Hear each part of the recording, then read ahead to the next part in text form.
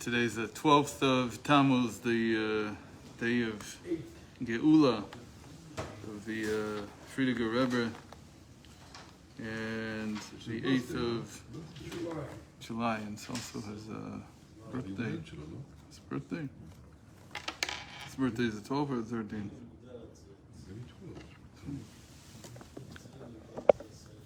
Okay.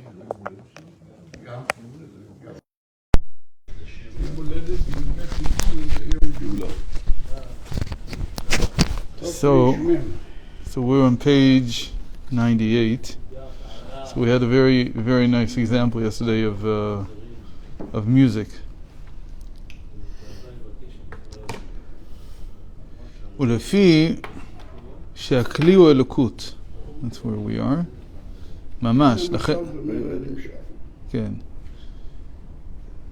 So he said, still, it's not exactly this. There's still a difference between taking an example of an axe or something like that and saying that that's what we mean by a vessel. And he has below V'inyan. I didn't read this. He has below V'inyan. So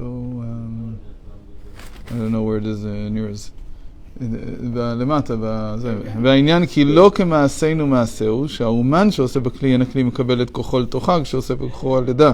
So this is what we explained basically yesterday, that you can tell the artisan from the work, and that's different than with an axe. That's what he means by it's different. Right? In an axe you can't tell, although again we talked about the Maggid's example of being able to tell that the watchmaker was blind in one eye. אבל לא כן העניין למעלה חס וחלילה לאורו יתברך הפשוט הוא מאיר ומתלבש באותן הכלים. Here Hashem's revelation is in these vessels, is in wisdom and so on. And then the other parable that's used, we said, is cups that are colored and they have water in them, and then the water seems to be colored also. So the water inside is like Hashem's light inside the vessel. ולפי שהכלי הוא אלוקות ממש, לכן בזה ייתכן מאוד מה שכתב הרמב"ם, הוא היודע והוא הידוע והוא הדעה עצמה. So now we know that what the Rambam wrote, even though this is probably not what the Rambam meant, but to say that he is the knower, and he is the known, and he is the power of knowledge.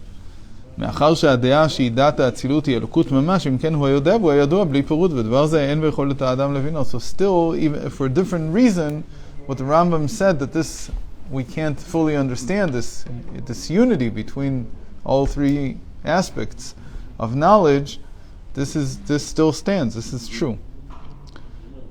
But, כמו שכתוב בליקוטי האמורים חלק ב' פרק ח' מה שאין כן למעלה מהאצילות לא ייתכן לומר גדר מדע. So all this is good for the world of Atzilus in general. The world of Atzilus, of emanation, is these sfirot, these 10 sfirot that Hashem emanated, that He created, and that they are an extension of Him in this way. We call them an extension. But above the world of Atzilus, above the world of emanation, there we can't say anything about his nature, his aspect. Is he this way or that way? So there's a very interesting thing that comes from this. It's that for the Rambam, the world of emanation was God. This is already a little bit of a difficult statement I just made, but I've heard it many times. What does it mean? It means that as our knowledge progresses, our concept of Hashem is pushed higher and higher. So in the Rambam's time, before Kabbalah became known, so for him, and this fits very nicely, that for him, what was called the world of emanation was God. That's how he conceived of God. Doesn't mean it was God. It means that his conception of God is what we later call the world of emanation, where these three things come together: the knower and the known and the power of knowledge. That for him was an indicator that this is godly. So for him that was God. Now we don't hold that. We hold, by us, much higher than the Rambam. By us, after Chassidus, Hashem is where the paradoxes are. That's where Hashem is now. We've been pushing the envelope all the time. and pushing Hashem, as it were, higher and higher. So our conception of what is Hashem, what makes something godly, evolves, right? Because our knowledge increases from generation to generation, even in Torah. So what the Rambam saw as the unification, which was the height of what could possibly be, that for him was a conception of God.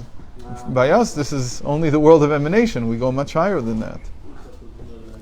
You say by Chassidus, actually, before also, Maharal and so on, before the Chassidus. I mean, it's not just from Chassidus. The Maharal, I don't know if he had this conception of paradox being the highest. Nimna nimnaot. I don't know. If, the Rambam for sure would not agree with nimna nimnaot.